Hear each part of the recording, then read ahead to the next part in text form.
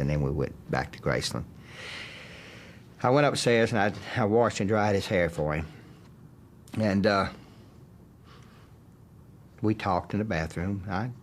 He even told me, he said, man, he said, I'm going to try to make this the best tour ever, And he said, I'm going to try to go to sleep. I said, okay. I said, you need me, I'll be at the house, And I assumed he was going to bed. His mood swings were more frequent. Elvis Presley was always an upbeat person. He really was. And I guess that's one of the things, boy, that made you, like to be a part of that, because he was. And then to see him have these mood swings, more frequent, and it was scary, it really was. And I didn't like it. To be honest with you, I just didn't like it at all.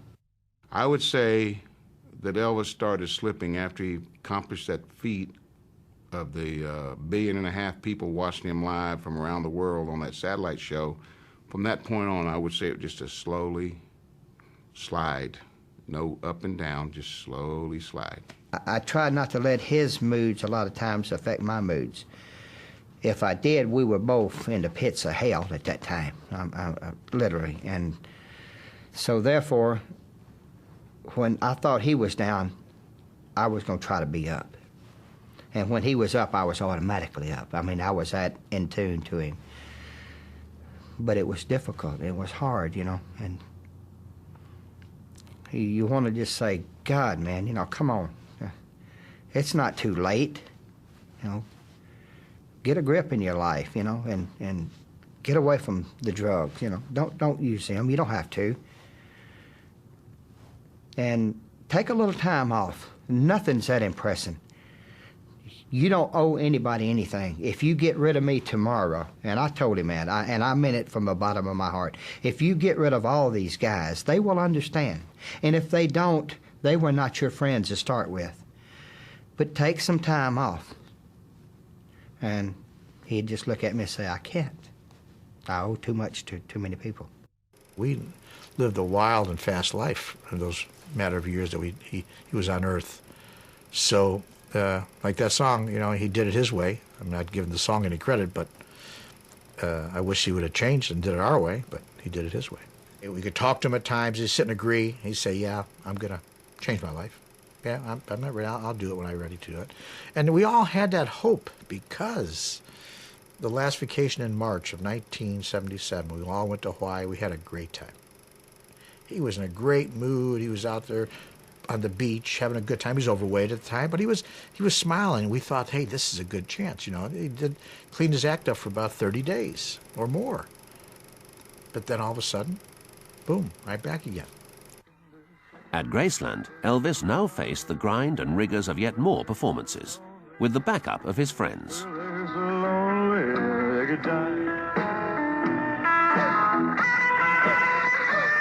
None of them were happy. Elvis's decline had accelerated. When I used to see him on stage performing in the manner that he started performing there at the end, where he wanted to do the best show he could, but with what he was, nothing left. Where he was at, he was really burning, and the light was getting dimmer. I must say, this is painful for me, that when Elvis came on stage, he gave such a the guy, whoever has not seen Elvis live has missed the greatest entertainer of the 20th century, the greatest star of the 20th century. But when I saw him, my heart sank because I knew that something was wrong. I could see it in his eyes. I saw it in his face. I said, he can't last like this another 5 years. We were all very frustrated. But we all could do, only thing we could do is that. We can't, he's 42 years old. You can't force this man to do anything. People say, why did you guys have him committed? How could I have him committed? He's 42 years old. I can't have him committed. Even his father couldn't have him committed. You can't prove he's crazy. Your hands are tied. Your hands are tied. I didn't lay back in the later years. That last year and a half, I didn't lay back. I said what I wanted to say. And the hell of it is, after all I look back on it, it didn't do any good, you know, and that's what hurts more than anything. 6 a.m., the 16th of August, 1977. Elvis was restless. He told Ginger he was going to read in the bathroom. 2 p.m., the 16th of August, 1977. Ginger went to the bathroom to check if Elvis was okay.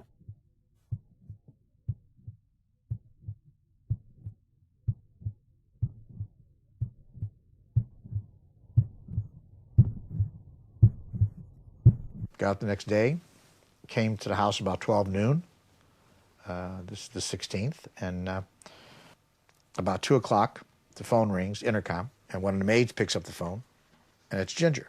She says, come upstairs, I need help. Elvis fainted. So I ran upstairs. I go into the bathroom, and Elvis had fell over. He was laying on the floor. I turned him over, and I knew he was dead. I just knew it. But I was hoping he wasn't. I picked up the phone, called the operator. They didn't have 911 at that time, and said, we need an ambulance here at Elvis Presley's house, and I didn't tell him who it was. And meanwhile, I couldn't do mouth-to-mouth resuscitation because Elvis' mouth was closed shut. There was no way possible. There's rumors I did that, but somebody made that story up. I was trying to massage his heart as well as I could, and it just seemed forever. People were all coming up there, and it was pandemonium. The ambulance finally showed up, and it seemed forever, and I found out later it was like 20 minutes before they got there. We got him into the ambulance. The stretcher came, got him down to the ambulance. I jumped in the back of the ambulance. All the way to the hospital, we're talking to him, and we get to the hospital real quick, the Baptist hospital. Got there, and they rushed him into the emergency room. I tell you, it was tough. And 30 minutes later, about 30 minutes, I would think, doctor came into the room, and he said, Elvis has left. Elvis is gone.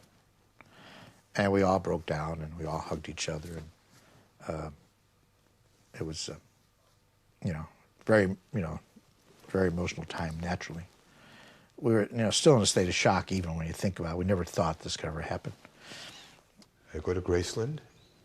I pulled into the gates, and Elvis's uncle says to me, Larry, did you hear what just happened? I said, no, what happened?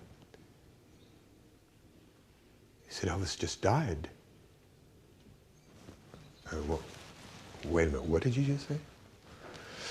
He said, Elvis just died. I look up at Elvis's bedroom, and I looked at him. I can't begin to tell you the state of mind that put me in.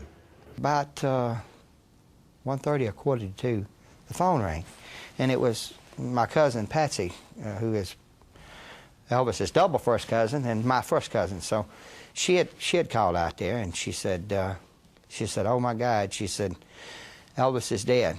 And I said, "Whoa, wait a minute, Patsy." I said, "What do you mean?" I said, "Is he gone to the hospital?" She said, "Yeah, they've taken him to the hospital."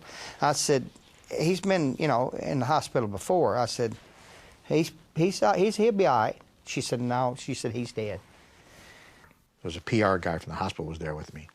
He asked me, he said, "Do you want to make the announcement that Elvis is no longer with us?" And I couldn't do the announcement. I couldn't make the announcement. The press, I told the PR guys, you do it. I can't do it. And guy, we're driving down, and the radio's on, and they play an Elvis record, and the disc jockey says, "By the late Elvis Presley." I literally went berserk. I realized I'd never see Elvis Presley again. And it's the first time I realized it. And I hit this wall so hard, I crushed my hand. I had to have an operation. Still have scars. And Colonel was on the phone to Joe. And he was saying, "Yes, I know, and you need to do this, you need to do that." So he hung up the phone, and I was leaning on the television set. It was on a stand. And I was leaning on it, my left arm, in fact. Things become really indelified in your mind. And he walked up within probably 8 inches of my face, 10 inches, and he said, you got to go back to Memphis. Elvis is dead. And I looked at him, and it hit me like a sledgehammer. And I looked at him and I said, listen, I said, you know what? I said, you finally ran him to the ground, didn't you? And he got mad at me. I said, you know what I'm talking about. I said, y'all wouldn't let him up. You kept working him. You kept working him. He said, you need to leave. And I said, yeah, I'm going to leave to keep from knocking your damn teeth out. When they brought him, to the house and all the next day,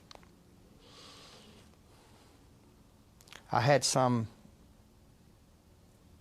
relief, you might say, when I saw him, because I realized it's true, You've got to accept it. It's true.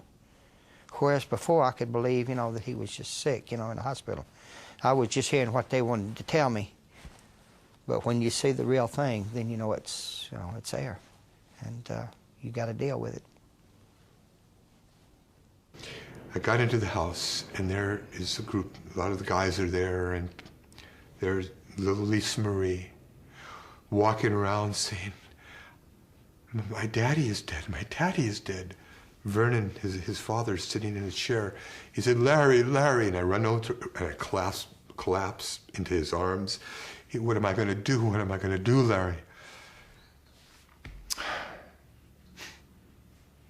He said, "Larry, you're going to have to go do Elvis's hair. You got to go to the mortuary, Larry. You got to, he knows, how he would like to look." I said, "Don't you worry, Mr. Presley. Don't you worry. I'll go."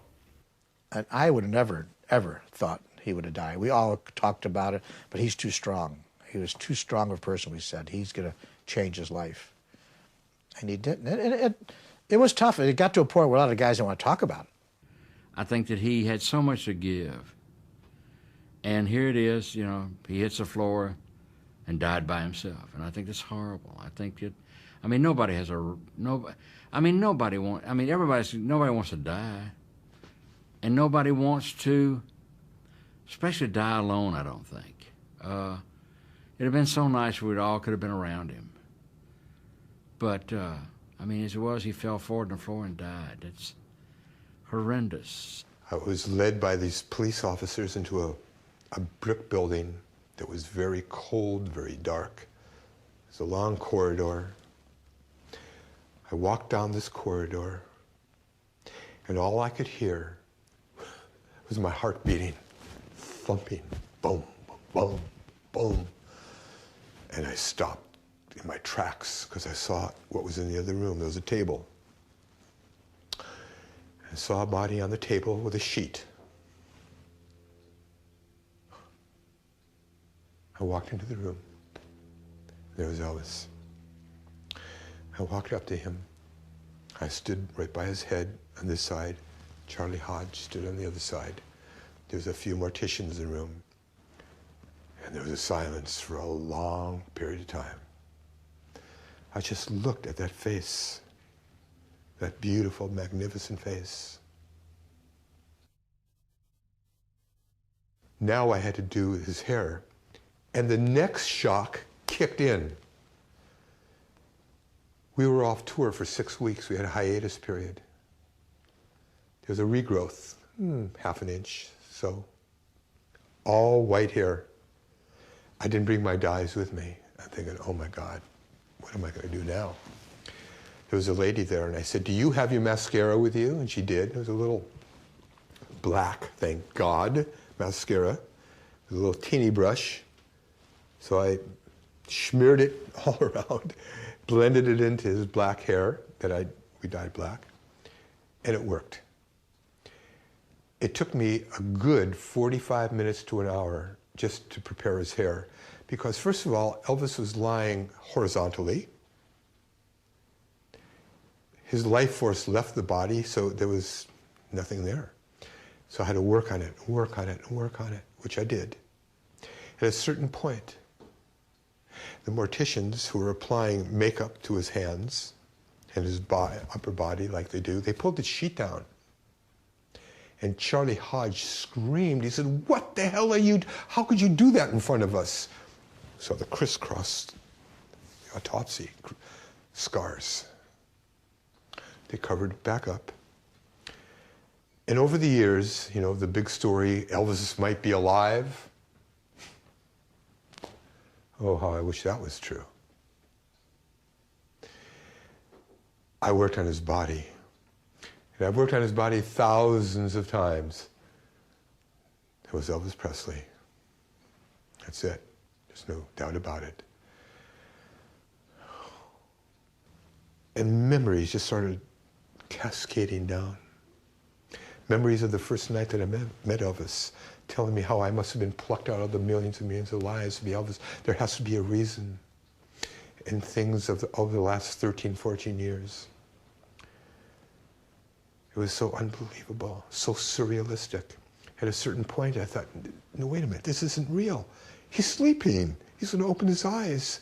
He's going to imitate Chief Inspector Clouseau from the Peter Sellers Pink Panther movies. Elvis knew all the lines. He was going to wake up and sit up and say, hey, what the hell's going on here? Let's get back to Graceland. No.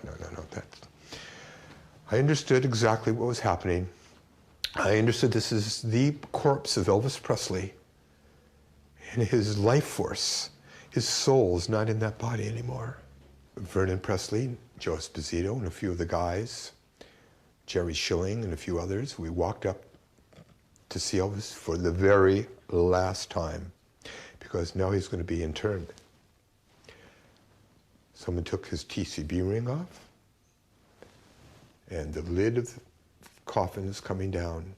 And I'll tell you right now, purposefully, consciously, right before the lid came down, I put my hand in, and I put my hand right on his forehead and said goodbye.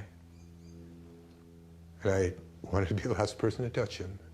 The lid came down, and I was. The funeral, during the funeral, some weird things happened, you know. We got ready to load the casket into the hearse. After we loaded it and all of a sudden this tree limb broke and made a hell of a sound, really did. Made a crashing sound. It was not that big a tree limb, but it was big enough. And to look at it, it looked green. It didn't look like it was rotted and fell. It looked, everybody kind of looked at each other, and of course I think Lamar said something, you know, said, well, he's still at work or something like that, you know. Then we got to the mausoleum, and they had him set up, and there was this little round window up above, and it faced east and west. And it was, I guess around 3, 4 o'clock in the afternoon.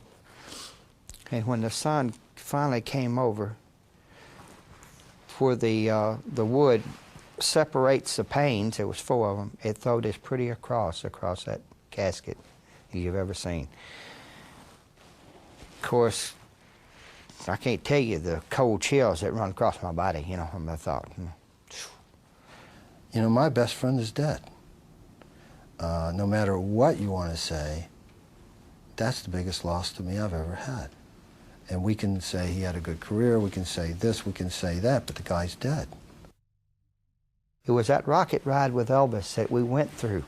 It was such a part of life, you know, and a fascinating one at that. And you can't just turn that on and off when you get ready. There's times when it'll hit me and I'll just, sometimes it's happy, sometimes it's sad. And needless to say, a lot of times I've listened to an Elvis song and it just broke down, you know, and cried. Oh, I wish I was in the land of cotton. Old times, they are not forgotten. Look away, look away, look away, Dixieland. There's not a day that goes by I don't think about him. I have dreams about him. I've had him, my last wife.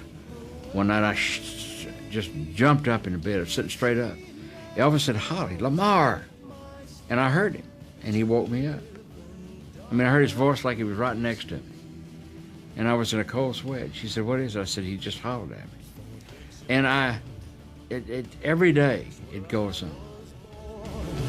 Early Lord, one frosty morn, look away, look away, look away, Dixieland.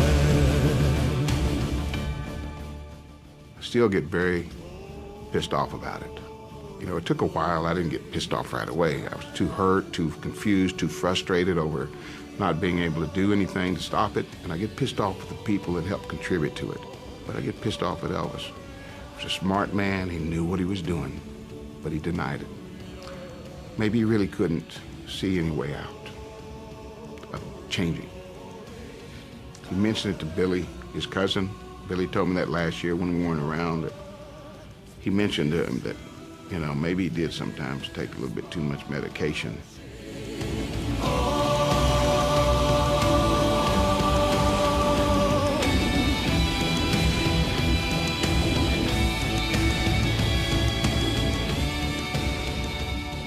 I was angry about his death. Elvis, I thought he had no right to die.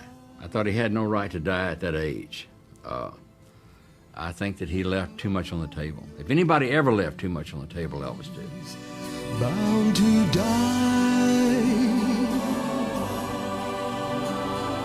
but all my trials, Lord, soon be over. I just flashed back to all the good times we were having there. You know, the parties up by the pool and smiling and laughing and having good times, but it's never going to happen again.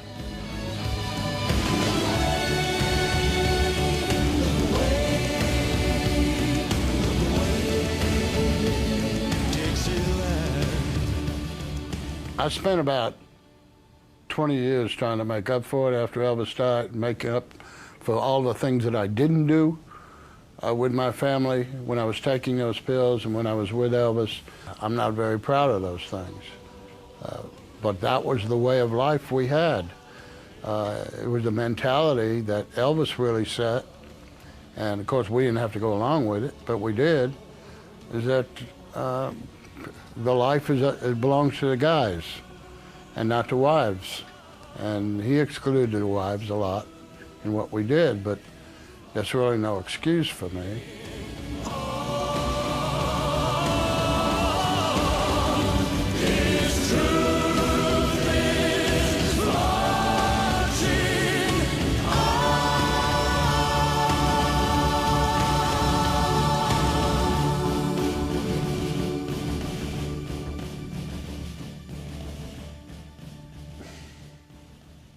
The impact upon my life has been so profound.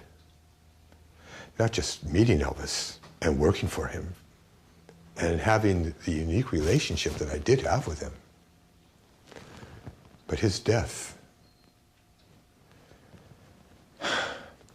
You know, the day he died, and then I went to the mortuary to do his hair, I thought to myself then and there, I'll never be the same again. And I haven't been. It's almost like my soul ruptured, so to speak. Yes, you know, you come to terms with it, but it stays with you. And that moment, those moments of his death have remained until this very moment, and I'm sure they will until I take my last breath. Put on my blue suede shoes and I boarded the plane. Touchdown in the land of the Delta Blues, in the middle of the pouring rain. W.C. Handy, won't you look down over me? Yeah, I got a first-class ticket, but I'm as blue as a boy can be. Then I'm walking in Memphis, just walking with my feet 10 feet off a beam.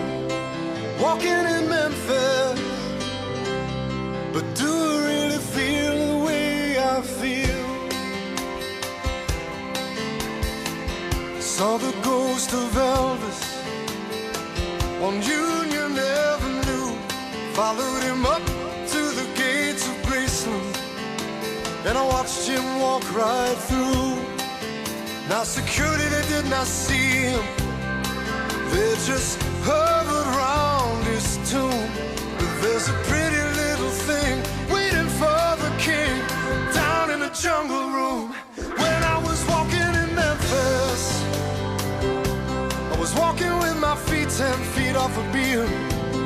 Walking in Memphis, but do I really feel the way I feel?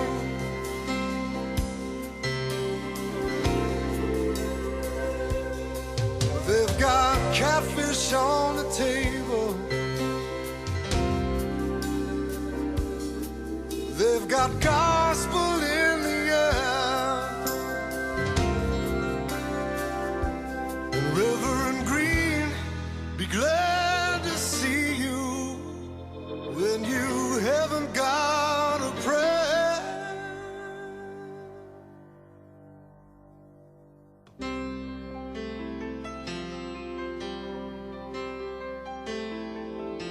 Put on my blue suede shoes and I boarded the plane. Touchdown in the land of the Delta Blues, in the middle of the pouring rain. Touchdown in the land of the Delta Blues, in the middle of the pouring